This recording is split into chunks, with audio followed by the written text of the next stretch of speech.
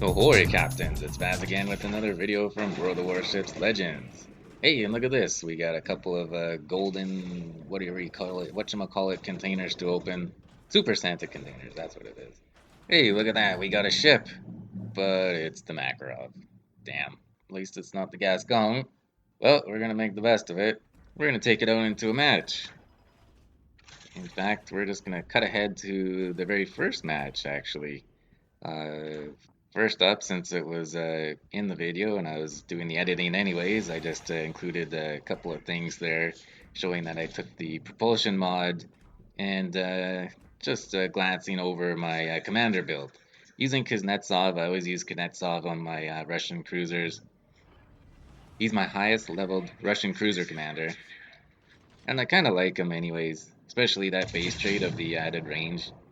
Russian cruisers always have terrible concealment, so that extra range actually really helps. That allows you a little more flexibility when you're choosing your inspirations. So here we are in our first match. We are on the neighbors map in a game of domination.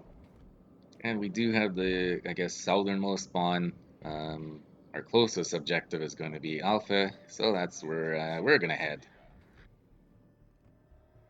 There's a couple of curious decisions by our two spawn mates. One of them decides to go straight down the middle, and another one completely abandons us and starts heading towards the northern part of the map. Our first salvo got a fire started on that new Mexico, though, so that was very good. He damage conned it right away. Very poor choice on his part. So our goal right now is just to try and get a permafire going on him. Now, someone from the probably middle spawn in our team really slapped him hard. Like, he is not long for this world. I don't really know what he's thinking. He's just kind of sitting there taking it from all sides. We did get a permafire started on him. If we can eliminate this New Mexico, that'll kind of give us free reign over on this portion of the map there. We don't really have much to fear, really. There's a Graf's Bay coming over, but if we position ourselves properly, we shouldn't really have to worry about him too much. Then Mexico did burn out. Unfortunately, it wasn't our fire that got the finishing blow. That's too bad. We'll just have to find our 5 kills somewhere else. The enemy Fushin was detected there for a short time. And since we were able to target him, we took a few pot shots at him too. Now, as a lot of you know, the Makarov was just the Nuremberg, actually. In real life, it was ceded to the USSR as a war prize, and they repurposed it a little bit and incorporated it into their own navy. And so it makes its way into the game, for better or for worse. It's obviously a lot easier for them to have to design an entire new ship. They can just use the same model as the Nuremberg that's already in the game. So we decided to go into the cap. We weren't really too worried about it at first. But now the Sayoba's right in front of us. And he's giving us a bit of broadside there, so we swapped to AP. And our first couple of salvos didn't really do much. He was angled. But then he gives us a flat broadside, probably trying to launch his torpedoes.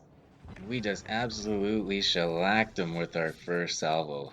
And our next salvo eliminates him with another 3 citadels. Very nice. Now that Fushin comes ripping around the corner and we swap to HE right quick, because he's facing us, AP is just going to ricochet off of him. And we do turn away from the torpedoes because the Nuremberg, or Makarov, they have the 2 turrets on the back there, which will keep 2 turrets on them as opposed to just using the front single turret. Plus our sonar will help us out against his torpedoes, which we already know are coming anyways. It didn't take us long to get rid of that Fusion. That is our second kill of the match. And I think the 3 enemies that spawned on this flank are all eliminated. Now that those 2 ships have been dealt with, back to how they added the Makarov into the game. It doesn't really make much sense what they did to it, because most of its stats are actually worse than the Nuremberg. It actually has a worse fire chance, or fires per minute. It has 2 fewer torpedo tubes, So it only has one torpedo tube per side instead of the Nuremberg, which has two torpedo tubes per side. It has worse secondaries in terms of range and damage, or DPM. It has worse speed, and it has much worse concealment. The only thing that's really better is the range by a lousy 100 meters, and it does have a much better AA rating, which is 10 points higher than the Nuremberg. But other than that, really, you'd probably be better off just playing the Nuremberg. The only reason I'd probably play the Makarov is because it's a Tier 5 premium, and Tier 5 premiums are better credit earners. Alright, now here we are duking it out with the Graf Spee. One thing about the Graf Spee is that it can really do damage when it's close up to cruisers. So, being a cruiser, I definitely wanted to kite him in this situation. And it was kind of strange where he was just as scared of me as I was of him. And so he was kiting away from me as well. And that's definitely the wrong play by him, because the further away he gets, the worse his dispersion gets. Whereas you can see my shell groupings are quite a bit better than his. But it does come a point where I get too far away, and so we gotta turn around and then start pursuing him. Fortunately, we had to leave the cap because of that encounter. Well, that's okay. Our team seems to be doing okay on the other sides of the map. The enemy does have control of the Charlie cap, but our team looks like they're headed on in there to flip it for us.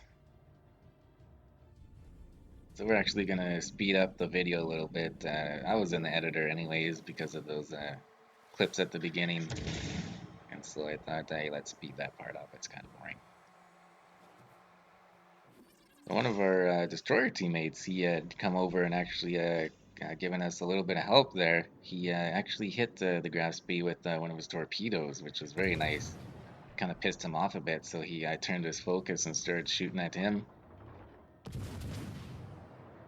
So that gave us free reign to get a fire on him, and actually we got two fires on him, and they're sticking because he used his damage con for the flooding, no doubt. So that's very nice. That fire damage net us the high caliber medal, actually, very nice. And so we're going to return the favor to Icarus, and we're going to help him against the Matsuki there that's been spotted. We're far away, but again, we got very good shell groupings on our guns, and we're able to do some damage against that Mitsuki. And with that last salvo there, actually sunk him. That got our third kill of the game. Hey, and there's an Exeter. Come on, let's finish him off real quick. Then we'll get our Kraken, no problem. But someone else got to him first. They slapped him pretty hard there at the second to last salvo. That means we're stuck on 3 kills. There's only 2 enemy ships left. That means we gotta get both of these guys in order to get our Kraken. Here's the Katovsky, the tier 4 Russian alternative cruiser. We finally did get that alpha cap, so our job is done as far as we're concerned on this side. So now it's just kind of coming down to luck here if we can finish off these 2 ships before our teammates do.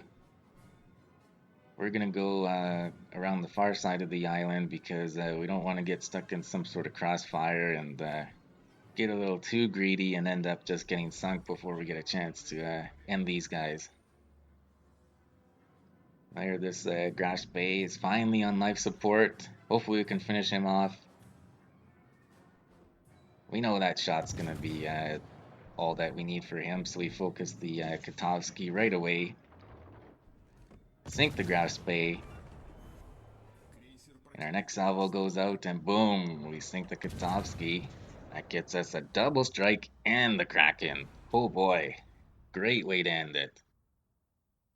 So yeah, there you go. That doesn't happen very often. Kraken in your very first game in a ship, especially a ship that you don't hear good things about, that you're kind of dreading of playing. But hey, any free ship out of a crate is a good ship, right? Especially when I think that crate was a free crate. Well, here we are at the results screen. We ended that match with over 101,000 in damage.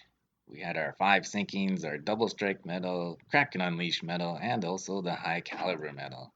We finished at the top of the leaderboard for our team, over 3,200 in base XP. Very, very nice. And because we had the rare credit booster, we also finished with over 500,000 in credits. So very successful game overall in the Makarov. And that does it for this video. If you did like it, go ahead and hit that thumbs up button. If you want to see more of my videos, hit that subscribe button. And as always, take care of yourselves and do what makes you happy.